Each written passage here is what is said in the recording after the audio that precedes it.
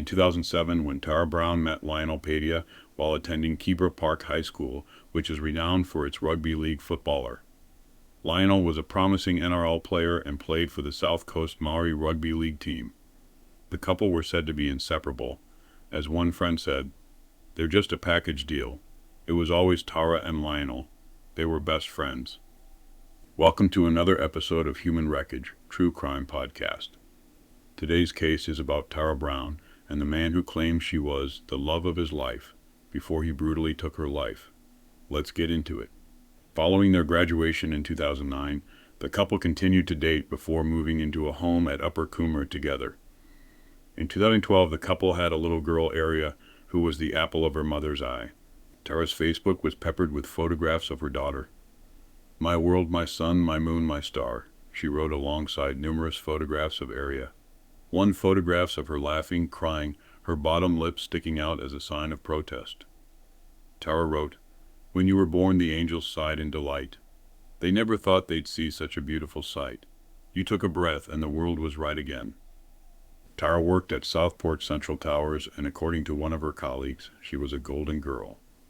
In fact, during one conversation among the colleagues about what they would do if they had the luxury of not working, Tara responded by saying that she loved coming to work.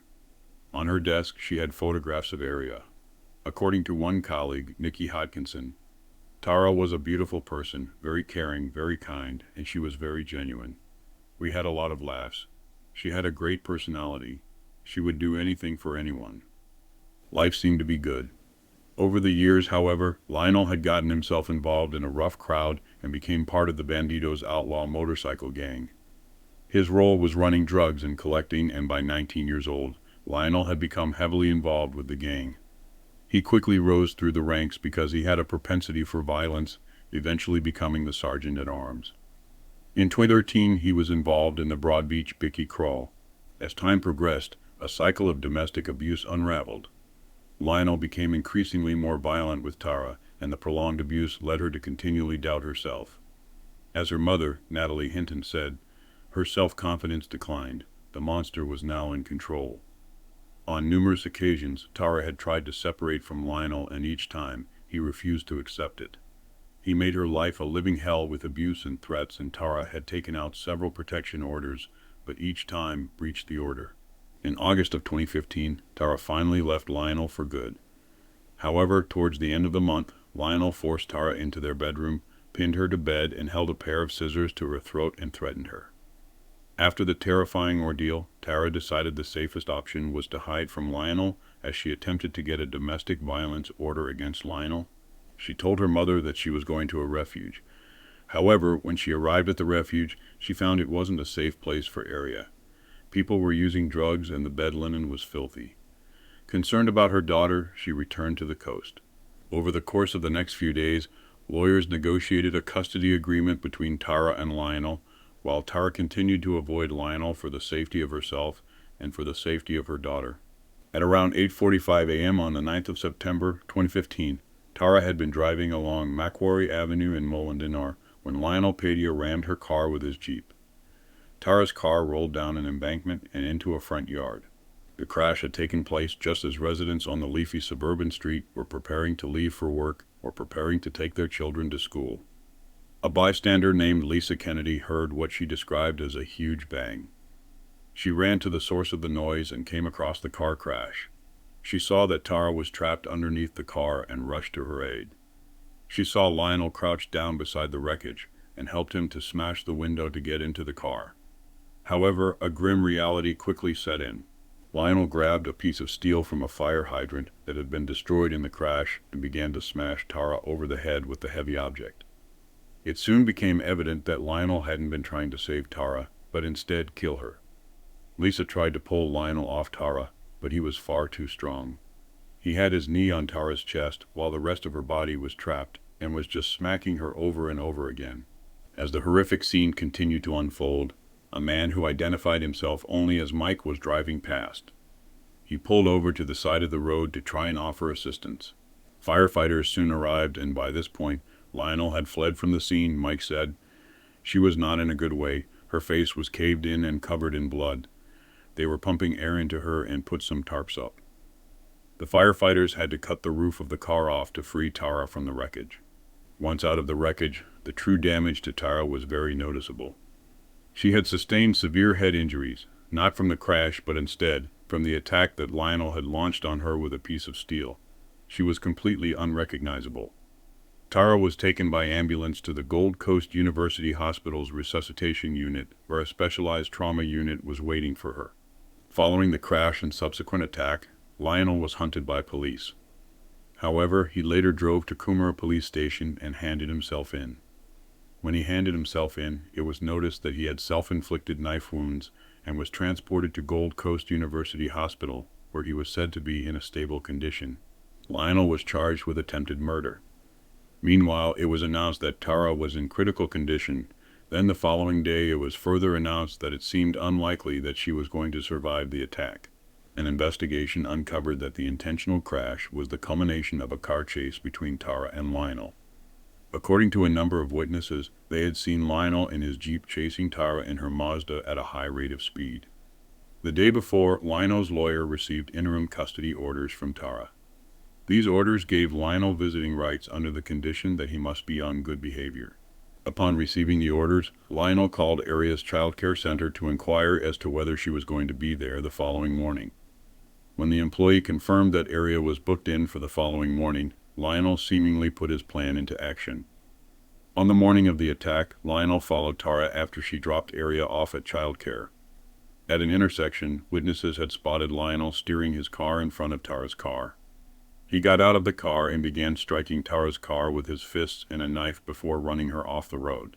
As it would turn out, around a week before the attack, Tara had walked into Southport Police Station and asked for them to help her leave Lionel and requested a domestic violence protection order.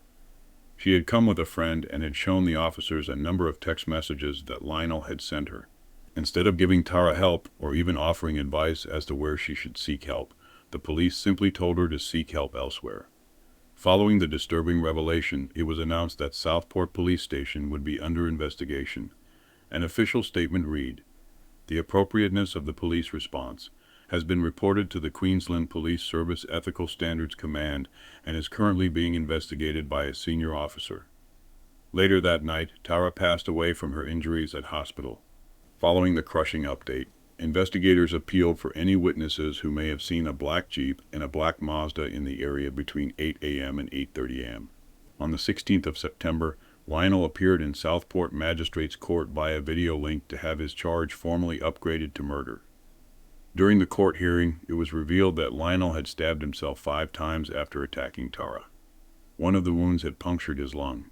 It was also revealed that while trying to escape Lionel, Tara had called police for help. On the phone call, the operator could hear Tara screaming for help. She repeatedly screamed that Lionel was going to stab her. Moments later, sounds of the car crash could be heard before Tara could be heard moaning. "Help me." One of the last things Tara said was, "Lionel, stop, please help me." The operator then heard 16 thumping sounds. A female can be heard shouting in the background, "What the fuck are you doing?" Lionel responds with, "She got my kid," and then a further 13 thumping sounds can be heard. In the wake of Tara's murder, many questioned how police failed so desperately to protect Tara. University of Queensland law professor Heather Douglas said, "Police really need to take them seriously. It is the case that there really needs to be a cultural shift." She said that it wasn't the orders that were the problem, but instead, the way that police officers responded to domestic violence. According to Deputy Commissioner Brett Pointing, while there had been a leap in police attitudes to domestic violence, a lot of work still needed to be done. The following month, it was announced that Lionel had also been arrested in connection to the murder of 37-year-old Greg Duffy. Greg had vanished on the 6th of July and had never been found, but police determined that he had most likely been murdered. At the time of his disappearance, Greg was deeply in debt over drugs, and police now speculated that Lionel was somehow involved. Lionel's defense lawyer, Campbell McCallum, said that Lionel had been questioned in relation to Greg's disappearance and said that he had denied any involvement. He additionally said that he believed that police had been relying on a statement from a person who had not been charged. He said, "I understand there is no other evidence linking Lionel to the offense." Just days later, a second man was arrested and charged with the murder of Greg. The second man was identified as Aaron Crawford, Lionel's cousin. Police released further information regarding Greg's disappearance and subsequent murder. They stated that CCTV footage had shown Greg arriving at the car park of Ashmore Steak and Seafood Restaurant on the 6th of July. They said that he was later driving to MT Nathan around 7 miles away in a Mack truck and was not seen since. They alleged that Aaron and Lionel were contracted to fix up an outstanding drug money debt. Before the month came to an end, a third man was arrested in connection with Greg's murder. Liam Bliss appeared in court to be formally charged with Greg's murder. Police additionally said that up to 5 more people may have been involved in the murder and said that further arrests were likely. In early December, police announced that more than one weapon had been used in the murder of Greg and said that they were searching 3 Oxenford sites where they believed the multiple murder weapons were hidden. They further announced that Greg had been led to a lonely part of the Gold Coast hinterland and beaten to death as retribution for stealing drugs from Aaron. Details of an alleged eyewitness account of the murder emerged. It was alleged that Aaron had yelled, "Bite the hand that feeds you," during the attack and later tried to revive Greg, but to no avail. The eyewitness account had come from Liam Bliss, who was the third man to have been arrested. Liam had told investigators that Lionel had paid him $200 to assist in the attack. In February, a further man named Clinton Stockman was arrested in relation to Greg's murder. He was charged with being an accessory after the fact, and it was alleged he had helped dispose of Greg's body. However, he was bailed shortly thereafter. The investigation into Greg's murder continued while the prosecution and defense were making preparations for Lionel to stand trial for Tara's murder. Before the end of February, it was announced that investigators believed that the 4 men had burned Greg's body over the course of several days. They soon discovered a shifting spanner and a knife that had been hidden in bushland at Copps Road, which they believed had been the murder weapons. In May, it was announced that Lionel's 22-year-old brother, Nelson Padia, had been arrested and charged with Greg's murder. Lionel had been in solitary confinement in jail for over 7 months after attacking the guards and pouring boiling water over a pedophile. This was just part of the increasing violence in Queensland jails. A number of newspapers wrote articles about the concerns of so-called fight clubs in the jails. Attacks on guards had skyrocketed apparently because of overcrowding and bikies being allowed to mix with the mainstream jail population. In fact, in the first 6 months of the year, assaults on guards had increased 160% at Walston, 150% at Southern Queensland, and 63% at Woodford. In February of 2017, Lionel pleaded guilty to the murder of Tara. In Queensland, a murder sentence carries a mandatory sentence of life in prison. They must serve 20 years before being eligible for parole. In handing down the sentence, Supreme Court Judge Deborah Mullins said that Lionel now has to live with the guilt of leaving his daughter with no mother. She said, "Your daughter has been deprived of the love and nurture of her mother. You have to live every day of your life knowing you deprived Ms. Brown of her life and your daughter of a mother." The court heard how Lionel claimed he did not remember murdering Tara. His lawyer said that in the days leading up to the attack, Lionel had been under the influence of drugs. He allegedly remembered some parts of chasing Tara, but said he did not remember the crucial parts. During the hearing, it was revealed that the justice system had truly failed to protect Tara. In April of 2012, police had issued protection orders against Lionel. He breached several times, including one phone call where he threatened to kill Tara. Despite being on a suspended sentence, Lionel was given 1 month imprisonment, but was released on immediate parole under the condition he would not go within 100 feet of Tara. Tara's mother was given the opportunity to give an impact statement. Before she took to the stand, Judge Deborah Mullins ordered him to listen carefully. Natalie said, "I am the mother of Tara Brown, deceased. I speak with extreme fondness of my daughter. She was a lover, loving and loved. She was a lover of life. From a very young age, Tara would explore and seek fun, push herself to the limits, give anything a go. The world was her oyster." She went on to describe how she was haunted by her daughter's laughter, her joyful banter, her dimples, and her smile. Lionel had penned a letter to Tara's family in which he said, "The question that haunts us all is how such a tragedy like this could have ever happened. Unfortunately, I don't have the answers and can't clarify it for myself either. I hope today in court gives everyone personally involved some sort of closure. Those of you who were close to us know how my son rose and set for her. She was my everything. Still is. Tara was a dream catch. that one-in-a-million girl. Outside of court, Tara's family described Lionel as a narcissist who subjected Tara to years of torment, including breaches of previous domestic violence orders. Shortly after the verdict, 2 police officers were disciplined after an internal investigation into why they turned Tara away when she reached out for help less than a week before she was murdered. A statement was released which read, "As a result of the investigation, 2 members have been subject of disciplinary action." However, they elaborated no further. In May of 2018, Lionel confessed to his role in the murder of Greg Duffy and was handed a second life sentence.